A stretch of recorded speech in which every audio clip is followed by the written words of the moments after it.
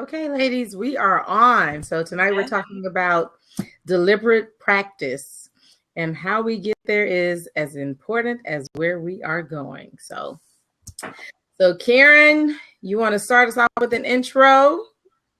Sure. I'm Karen Ross, and I soon have a wonderful new book coming out, co-authored with Jeff Leiker, called The Toyota Way to Service Excellence.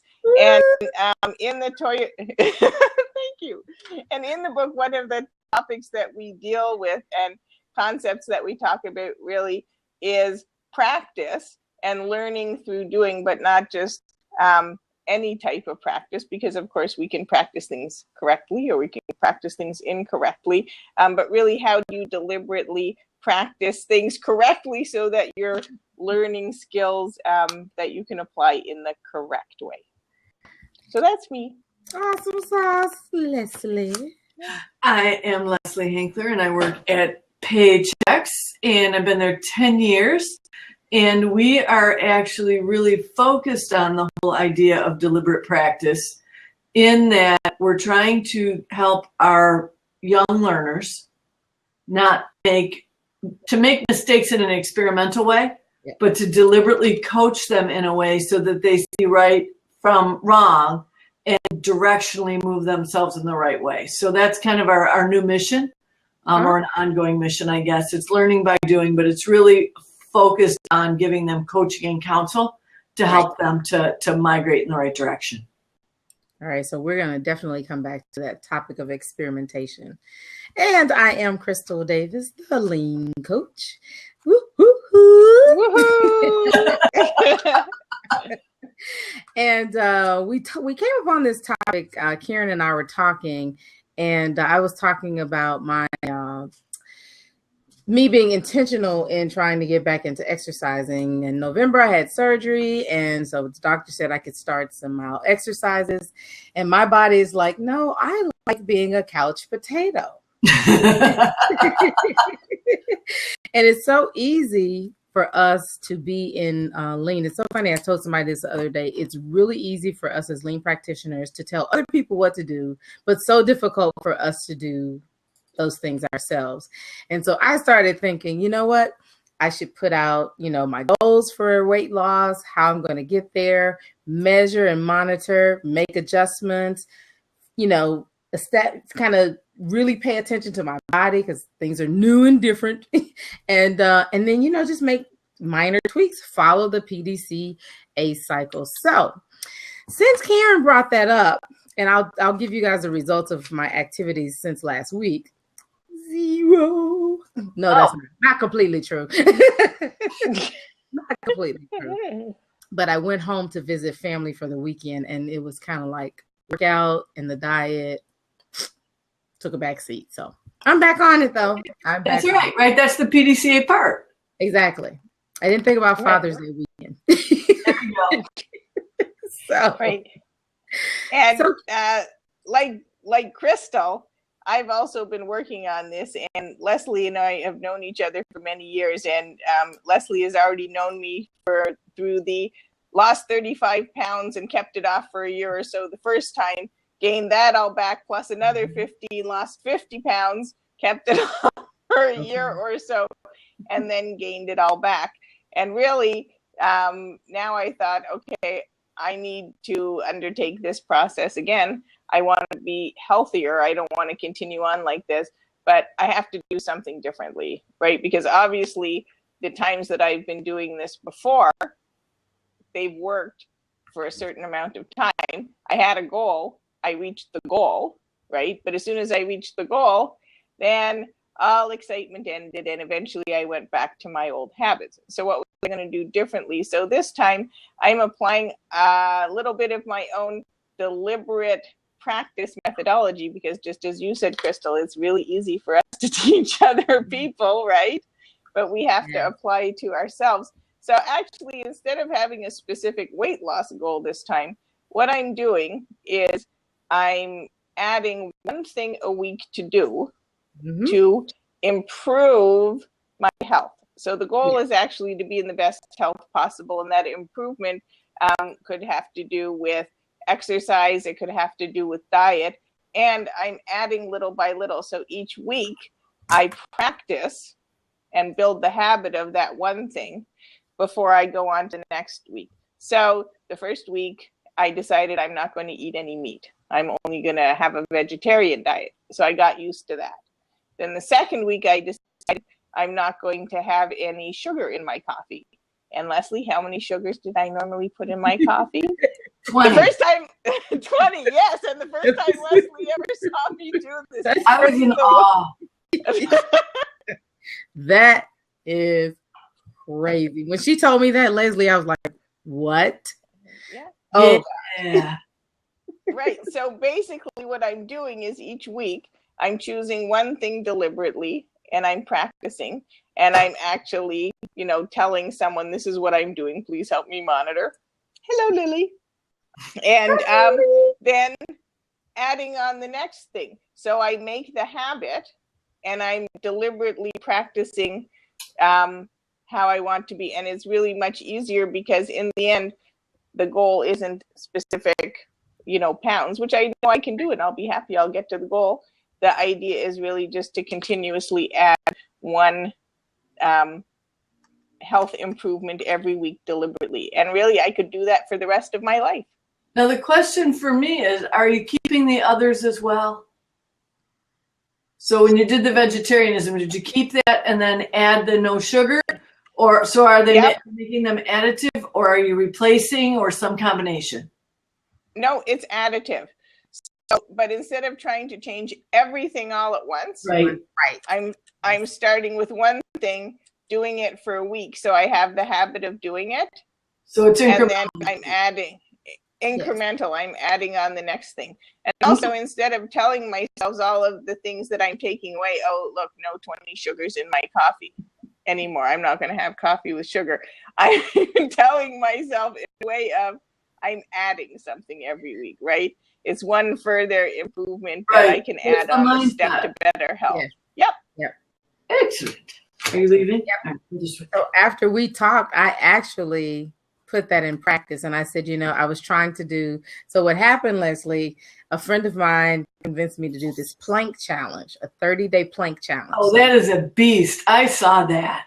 Okay. So you have to do the plank and you videotape yourself talking for 1 minute. And you think 1 minute, no big deal. But a plank for 1 minute, oh my God. So I did the first night. The second night, I decided I wanted to add push-ups and sit-ups and that I was going to walk 3 miles a day. All right, that might be flagged and aggressive on day 2. On day 3, she could not get out of bed. I threw my back out. Oh, no. So I thought about, I had the discussion with Karen and I was telling her about it. And so I just decided, you know what, I'm going to focus first on the plank challenge. So I started that last week. This week, I actually added back my green smoothies. So I'm back to doing green smoothies. So I do 2 green smoothies a day and have a sensible meal. Nice. Yep. And that's much more manageable than me trying to do all of that stuff and then having a setback. And I thought that makes so much sense. And then I also didn't think about, I was focused on a weight loss goal. And I thought, you know what, if I just stay true to adding improvement elements, the same thing that I tell people, don't focus on the result, focus on the process.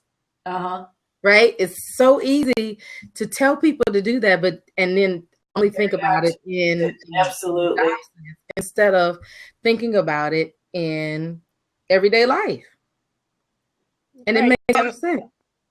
And lots of times we just think of the ends, and we can think about this in any of the improvement work we do with our team, right? What's the end you're going to get to? And everyone can say, okay, we want to reduce expense by 20% by this date. But we actually never think about any, or discuss, well, exactly how we're going to do that and what are the leading indicators that we're going to, check up on. And or the trailing indicators, and we don't pay any attention to the leading ones to get us there. That's so cool. Yes. So and when we don't pay attention to those leading indicators, by the time we either made the goal or we didn't make the goal, but it's too late. It's too late. Absolutely. And then people are frustrated. We're so frustrated. So Leslie, I had a question for you with respect to the direction that you guys are going now with coaching and mentoring and teaching your younger workforce. How are they accepting I'll say the idea or the concept of experimentation and then failing fast and failing forward? And then how does that shift your whole culture and how you guys do things? I think that our younger people, our entry level, first and second level people are loving it because they've not had a chance or like permission to try things. And so they've had ideas but haven't felt like they had permission. We're a very safety, risk adverse culture as a general rule, right? We move other people's money. We're very cautious about what we do and how we do things. So we want to be very safe for our clients. So it's a very risk adverse culture as a general premise. But in some areas, we don't need to be risk adverse, right? The risk is low. The upside is high. And as we talk to people about giving them permission to try things and talking about this concept of experimentation, you watch people light up. Like they are flourishing in this. And we're telling them all the time, right? If you got it right, good. If you got it wrong, good, right? It's about learning. If you got it right, keep it going. If you got it wrong, start over. But the idea being that they have permission to try, right? And it's all within constraints, right? If it's going to negatively in any way, shape, or form might affect a client, well, then you don't have permission to just try it of your own volition. You got to get permission. Right. But if it's going to affect you and two people next to you and it's got no risk to the client, go ahead and try it. Who cares? And that's been what's been so fun about it is they really are flourishing with it. And they're learning and they're loving it. So they tell stories now. I tried this. You know what? That wasn't it. And then I tried that. You know what? That wasn't it either. And then I tried this. It worked, and it's been so fun. We talk to them a lot about, like charting their data. Because everybody knows the answer. So we're like, okay, we're not going to dispute that you know the answer. All we want you to do is prove that your answer gave you what you wanted, right? So be open that there may be other answers to the problem that you're trying to solve. And so we spend a lot of time with them around charting things, right? Okay. How did it work? What did you find? And they're like, it wasn't it at all. And it's been so fun watching them learn. And the managers learn too, right? I knew it was this, but my person said it was going to be that. And then I let them do their thing. And by God, they were right. Like, right? So it's a real reinforcement to the frontline people. And the managers have been super about it. So it's been an awful lot of fun. That's good. Sorry, Crystal, go ahead. No, I was just gonna say, as you were talking, my one concern was that the middle managers wouldn't necessarily feel valued because they weren't necessarily giving instruction. So I'm very, very happy to hear you say that they love it. That's good. It's been a bit of a stretch right there. People are in most places, right, recognized for what they know. Yep, exactly. But as we've started with our education, we're really starting with the leaders and the high potentials. And we're trying to get them comfortable with this idea of experimentation. Because even if they're a middle manager, it's likely they have a senior manager who believes they know the answer and the middle manager thinks they know better. So we're really trying to get their attitude around the culture shift. Like if you feel this way, right, can't you understand how this might be? And so the people who do the work every day, they have insights that we don't have because we only see the work on occasion. So being open to that and respectful to it's been really, really fun. And for me, very empowering to watch people get that. That is great. That's great. What were you going to say, Karen? Well, I have a question. When you're teaching people about experimentation, are you helping them to learn how to make a hypothesis? Because sometimes in the work that I've been doing, that seems to me to be a very difficult thing for people to do. We're used to kind of just doing things without stating up front, oh, this is what I actually think is going to happen, right? Right. So I was wondering if you could talk a little bit about that and how you're getting folks to understand making a hypothesis, because in order to be deliberate, you actually have to in some ways set it with, okay, what do you think is going to happen? What's the end that you have, you think rightly or wrongly that's going to be in mind? No, that's an awesome question. And what we've been trying to do and what we've been teaching them to do and we're educating them around is you have a problem statement, so you have a gap in performance, right? We do some measure and some analysis, and then we put together our improve. But when we put together what we're going to do about it, you have to say, I'm going to do X, and I'm going to do it by this date. And I believe that it's going to return 10%, 2%, 6%, whatever it is of the gap you're trying to close. So we're creating that projection so that if they've got a 10% gap and they've got a 3% plan, that's one problem to solve, right? But then even if they've got a 10% gap and they've got a 3% plan, put your plan in place. And did you get your 3%? And again, it doesn't matter if you did or you didn't.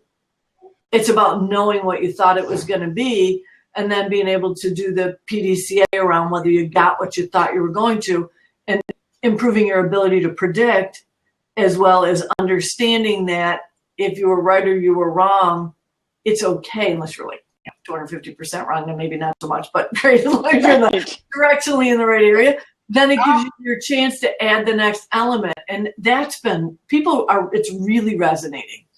Oh, wow. That is amazing. This is for both of you guys. So I have worked, how would you work or convince non-committal people to add the back end elements that you mentioned to hypothesis?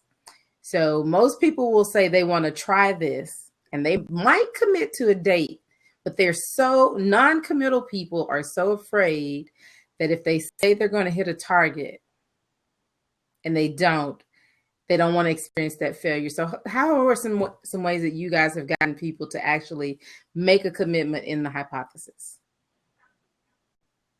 Well, I'm going to say that one of the great things about the work that I do is oftentimes I'm working with people and processes that I really have no idea about, right? So I can ask all kinds of questions, and I'm asking a question because I really don't know. So if I ask somebody, well, that's a great idea. What do you think is going to happen? Right? A lot of times they'll just tell me what they think is going to happen because they're like, what does she know? Right? So I'm really asking a question to learn, and then we just write down what we think is going to happen. And I'm just like, oh, that's great. Because now let's try the thing out and see if that happened or not. I don't know. I can't wait to find out. It's really, and then so people will go ahead and try it, and oftentimes I also try to take the opportunity to have them try the thing out as soon as possible and with me with them. Right. So that way they can, if they're nervous, they have me right there. But most of the time, that's the way that it works for me. Yeah, that's awesome. Yeah, I'm typing note all these great statements in the sidebar, so we'll have those in the video. Thank you. You're the bomb. Yeah. I will tell you that we're pretty compliant, and so if I tell them they have to have an estimate, they'll actually give me one. But what's been really fun about it is they get jazzed when they're right or they beat it, so they lowball me. I know they're lowballing me, and it's okay, right? Okay. Because again, I just want them to get the connection between we have a gap, you have an idea, and it's got to be tied to what you think it's going to happen. We got to tie that all back to data. And as long as they get that loop, I don't actually care if they lowball me. I don't care if they're right or they're wrong because it's all part of the learning. And as we keep talking about the experimentation and learning by doing, and nothing bad happens. Right? I know. Yeah. That's 6% improvement. Right? Nothing bad will happen to you because we were shooting for 8, right? So as they get that kind of like that reinforcement that it's okay, and we get the leaders to participate and be excited, it's really been fun. Yeah. And go ahead, Karen. Well, I'm going to say a lot of times then too, once people get used to working with me, they know that I'm going to say to them, oh, what do you think is going to happen? So eventually, I use the same coaching loop and process over and over. So eventually they start asking the question by themselves, right? So before it's come out of my mouth, they say, oh, I know the next thing you're going to ask me is what do you think is going to happen? So Karen, we're going to get you one of those bracelets where you just give people when you leave them. What would Karen ask? I'm thinking, would that be deliberate practice? That would be deliberate practice. Yes. Someone actually sent me a text message today and said, somebody is asking, what do you think is going to happen in a meeting? Right, but seriously, if we consistently ask the same questions, we will, and right, everybody is somewhat Pavlovian in this, right? If every time you bring something to your boss, they poo-poo it, you're going to expect to be poo-pooed. If every time somebody brings you something or an idea, you ask them, what's this going to deliver? And then you support them through it, then they believe that's the new reality. And so the cool thing to me about the whole idea of deliberate practice is we can create our new reality simply by being consistent and predictable and repeatable in our own behaviors as we interact with these folks. Yes, that is awesome. So awesome. And I think that it also builds a really good habit for other people to understand about, being deliberate, because lots of times in, the business world, people seem to do things in a willy-nilly manner. Let's just throw 10 things at the wall and see what's going to stick to fix this problem, right? But we don't want them to have that behavior. We want them to learn to go about things in a very deliberate manner, use that scientific method, use PDCA, change one variable at a time, right? So they can learn. So if we follow the same process ourselves, yes, how many variables did I always want to change? Let's see, let's do 20 different things. So really, it is about being deliberate, and I don't hear that word used very often in most organizations, right? Mm-hmm. We're just going to do something willy-nilly, and if we do something willy-nilly, we just get willy-nilly results often, or we don't understand why what happened. If we do things deliberately, we have a way to figure it out. Yep. My word is intentional. Yep. I always tell them, be intentional. Don't just allow things to just happen, or, think that I said, because you're going to just get what you get. Right. Swept along by the wave. So ladies, let's do a recap. And so what I heard tonight is that, one, in terms of thinking about our goals, we should establish a goal, but more of a principle goal than a results-driven goal. And we should start by being deliberate and practicing. And one way to simplify getting to our goal is to improve one habit at a time. And so Karen gave us a wonderful example of how she's adding one new habit a week, and then she's practicing and being very deliberate and intentional in her practice of that one thing. And then Leslie, you chimed in and said, when it comes to the practice of doing that with other people, it's so important that you give people permission to try. So in terms of being deliberate, letting them know that it's okay to try, which brought us to establishing a very good hypothesis in the beginning, and then making sure that people understand when they establish the hypothesis, they know not only what they want to do, when they want to have it done, and then what they believe that action or activity will deliver. And then the other note was, so we talked about when people are afraid to commit to a hypothesis. One way to get them to simply establish a commitment without basically asking them to commit to a hard and a firm number is to just ask them, what do they think will happen? And that kind of just allows them to free flow and offer their ideas about what they really think. And then we ended with, as coaches, we also need to be deliberate and repeatable in our practices. And that's a great way for people to learn, because eventually they will repeat those habits and questions that we exemplify as coaches. So wonderful insight, ladies. Awesome. We should be on TV. We're just awesome. It works in personal life. It works in work life. It's a heck of a good process, is it not? It is a wonderful, wonderful process. And I mean, I can just even say that, I've been so disciplined in focusing on just the green smoothies and the planks because I'm not overwhelmed thinking about all of the things that I need to do. And then I'm not disappointed when I'm not able to do it. Right. To do them also. It's been great. It works in personal life. It works in business life. Not sure about relationships yet. That may be a topic of discussion. I think deliberate practice works in relationships too. The element of training the other person. What they say in lean, do not try to lean your spouse or significant other. You want to create safe boundaries at home. So. Yes, you do. But it's hard. It is hard. So, ladies, I have thoroughly enjoyed this conversation, and we have definitely got to get back on the ball with doing our blabs and promoting them. And I actually think, honestly, this topic, deliberate practice, we could dovetail this in a number of ways when it comes to discussing lean. And I do like the fact that we also added in, personal elements. I think I know I reflect back to that, right? I respond to that. I think others will too. So I really do think this is a great topic.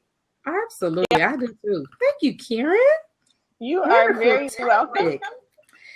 Well, ladies, so you guys have any final thoughts for our audience?